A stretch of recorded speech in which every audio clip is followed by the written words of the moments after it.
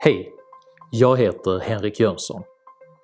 Nyligen offentliggjordes siffror som indikerar att Sveriges BNP är lägst i Europa.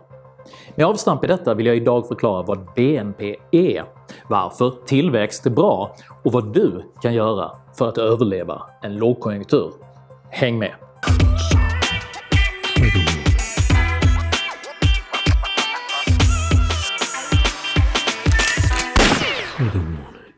IMF, den internationella valutafonden, är ett välrenommerat FN-organ med nära kopplingar till Världsbanken. IMF släpper 2 gånger årligen en BNP-prognos för världsekonomin. Den senaste prognosen visade att Sverige har lägst BNP per capita i hela EU. Något som i linje med Sveriges vid detta lag parodiska besatthet av Sverigebilden ledde till ett kraftfullt avståndstagande från bland andra Konjunkturinstitutet, som ville lyfta oss från jumboplatsen på nummer 28 till en marginellt mindre katastrofal placering som nummer 23 i EU. Detta kan rimligen liknas vid att bråka om de sista torra solstolarna på Titanics akterdäck istället för att försöka ta sig till livbåtarna. Men vi väljer alla vilka slag vi vill utkämpa. BNP står för bruttonationalprodukt och mäter den sammantagna ekonomiska aktiviteten i ett land under ett år. BNP utgörs av summan av landets totala konsumtion, investeringar och exportöverskott. BNP per capita kan i Sverige sägas fungera ungefär som ett grupparbete i skolan, det vill säga någon gör nästan allt arbete men alla får ta del av äran. Man delar helt enkelt de värden som skapas jämnt över alla som bor i landet. Konsekvensen av detta är att ju fler människor som inte är produktiva, desto lägre blir BNP per capita. För att sätta detta i perspektiv kan vi konstatera att IMF tilldelar Sverige ett tillväxttal på 0,7% och Konjunkturinstitutet ett värde på 1,3%. Ett typiskt tillväxtvärde för svensk BNP under en brinnande högkonjunktur som nu brukar jämförelsevis ligga över 4%. Jaha, säger ni. Vi kanske inte blir rikare riktigt så snabbt som innan, men det är väl inte så farligt, girige Henrik? Men det är ju precis vad det är. Först måste vi förstå vad tillväxt är och varför tillväxt är bra. Tillväxt kan beskrivas som en ekonomins kapacitet att öka mängdens producerade varor och tjänster.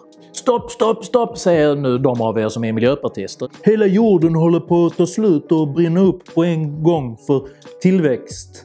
Inte mer tillväxt. Men tillväxt drivs idag inte främst av råvarukonsumtion utan av effektiviseringar och digitalisering. Ta Microsoft Windows som ett exempel. With Windows 95, you can unlock the potential in personal computing.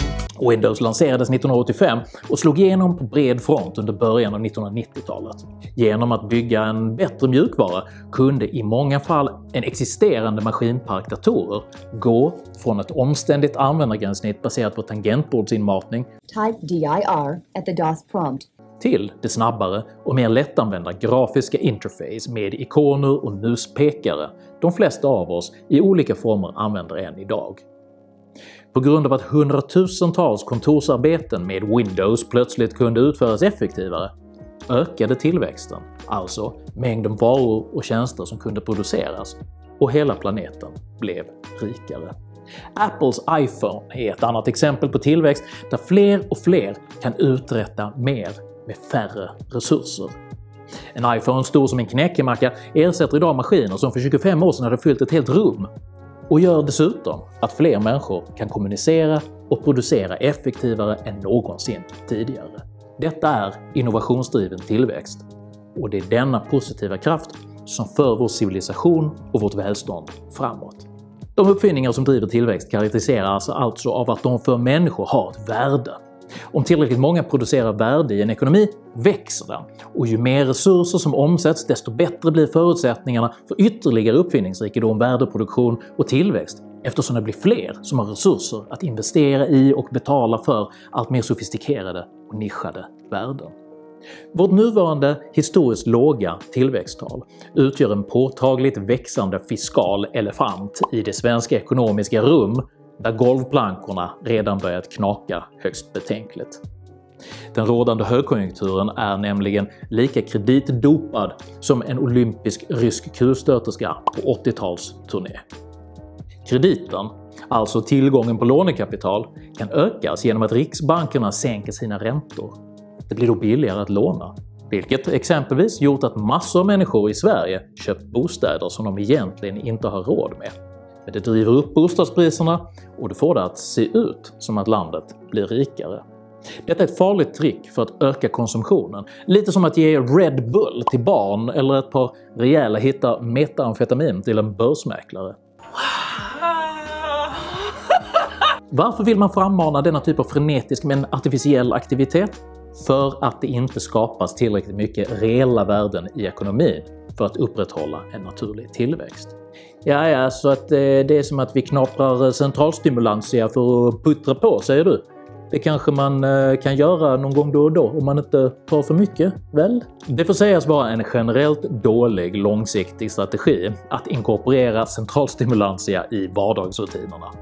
Men för att svara på er fråga, hur mycket har den svenska ekonomin knaprat i sig? Under perioden 1997-2008 låg räntan i snitt runt 4,2%. Efter börskraschen 2008, som i den anglosaxiska världen kallas “the credit crunch”, sänktes räntorna drastiskt för att pumpa in färsk ny kredit i ekonomin. I februari 2015 sänktes reporäntan, alltså Riksbankens styrränta, räntan som styr alla andra räntor, One ring to rule them all, till negativa tal. Den har sedan början av 2016 legat på minus 0,5%. Detta har aldrig någonsin hänt i historisk tid och får liknas vid att om du tar det här tjacket för att driva på ekonomin så får du lite mer tjack istället för att behöva betala för tjacket. Just nu bara för dig, kompis. Och i den här tjackdrivna ekonomin lyckas vi alltså uppbåda en produktivitet som ger oss jumboplatsen i EU, eller plats 23 då, enligt KI. För att summera situationen måste man konstatera att Sveriges befolkning i nuläget är underproduktiv, överbelånad och oförmögen att skapa tillräckligt med värde för att alstra tillväxt. Detta trots att ekonomin varit på en intravenös cocktailkur av koksalt, Ritalin och colombiansk dunderordning under en historiskt lång högkonjunktur. Uppe på detta har vi ett av världens högsta skattetryck, en underfinansierad vårdapparat, polis som är underbemannad och överbelastad, skolor som är 77 000 lärare kort och ett i stort sett avvecklat försvar. Som tröst kan vi i alla fall vara stolta över att Sverige istället har finansierat världens bästa och största värdegrund. Sannolikheten är mycket hög att det blir så kallad lågkonjunktur under kommande mandatperiod. Detta skulle innebära vad ekonomer ibland kallar en korrigering, det vill säga att värde och kapital återbalanseras medan luften, de fiktiva värdena, går ur ekonomin. Som följd krymper ekonomin och riskbenägenheten minskar. Ju räddare investerarna blir, desto hårdare håller de i plånboken och desto färre nya verksamheter och arbetstillfällen skapas. Räntorna kommer rimligen att stiga och många kommer att få svårigheter att klara sina amorteringar. När bostäder säljs på grund av obestånd ökar tillgången och bostadspriserna faller som konsekvens. När räntorna stiger påverkas exporten negativt och när krediten blir dyrare minskar kapitalgenomströmningen i samhället som helhet. Arbetstillfällena blir färre och folk i allmänhet blir fattigare. Färre unnar sig som konsekvens lunch på stan, vilket leder till restaurangdöd, och man avvaktar med att köpa en ny laptop, vilket skadar handeln. Blir krisen för allvarlig tenderar regeringarna att ingripa med så kallade kvantitativa lättnader. Det är bara ett finare ord för att trycka mer pengar, vilka pumpas in i ekonomin i förhoppningen att det sätter fart på hjulen igen genom att göra krediten billigare. Men att skapa nya pengar skapar inte mer värde. Det skapar inflation, vilket minskar valutans värde som helhet. Detta är inget annat än ett förtäckt sätt att ta folks besparingar och gödsla kreditmarknaden med dem. Det spelar ingen roll om du har 1 miljon kronor i ett kassaskåp om staten nyss tryckt in några extra 1000 miljarder i ekonomin. Miljonen är nominellt kvar, men dess värde har fallit ihop. Detta är vad som kallas lågkonjunktur. Och lågkonjunkturer återkommer cykliskt som en konsekvens av att krediten har varit för billig Och krediten har aldrig varit så billig under så lång tid som nu. Korrigeringen riskerar att bli ett blodbad. Uppe på detta bör man ha i minne att vi på den kommunala tjänstemannasidan sannolikt har historiens minst förberedda personal för att hantera ett ekonomiskt trefrontskrig. Infrastrukturkollaps, ekonomisk kollaps och samhällskontраktskollaps. Så du är arg för att du har fått sälja ditt hus för mindre än lånebeloppet, du har förlorat jobbet och är missnöjd med att din gamla mamma inte får sin operation?